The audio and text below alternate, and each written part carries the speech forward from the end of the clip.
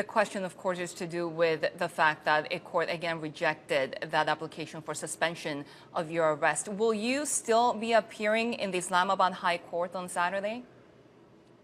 Yes, I plan to, on the 18th, on Saturday, I plan to be in Islamabad to present myself in front of the court.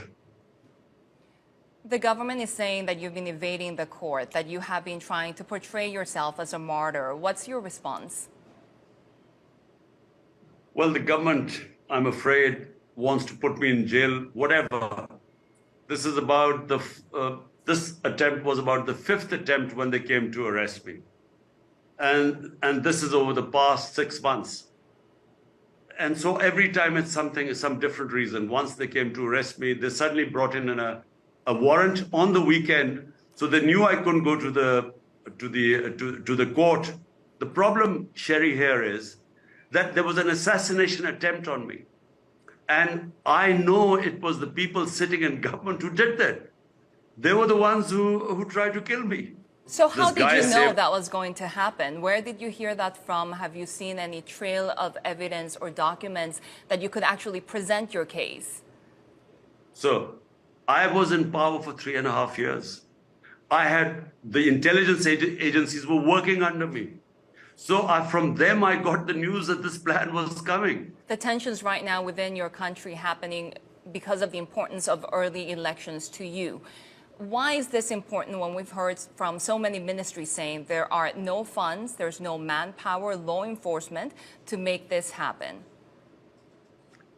You know, the reason why the government is saying this is because they're petrified of elections. The reason why they wanted to kill me is because they're petrified that my party... But sir, elections are coming and the Prime Minister has said it will happen from September to October. So why not let it happen at the appropriate time in the entire country instead of just a few provinces? No, look, the 2 provinces that my party was in power is 64% of Pakistan. And we dissolved our governments because the Constitution allows us to dissolve our governments if we think we can't fulfill the public mandate, because the center wasn't giving us funds. And we couldn't go to our people and what we had promised them, like development and so on, we couldn't do it. So because we couldn't fulfill our mandate to the people, what we had promised, so we went for elections, which every democracy does it. I mean, every democracy, you have the right. In Britain, they had elections, 2 or 3 elections. So we dissolved our government, and the law is that after 90 days, you have to hold elections. The Constitution says that. The Supreme Court then went and announced that the election should be on 30th of April in these 2 provinces.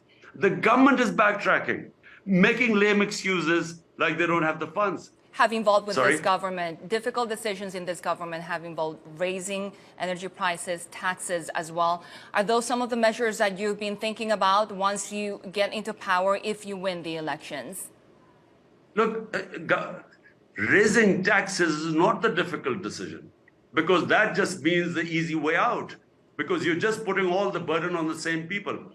Increasing the tax base, that is difficult. And that is only a government that has public confidence can do it. Secondly, the way our government corporations are bleeding this country, you have to restructure them. That again, only a government with a public mandate can take those tough decisions.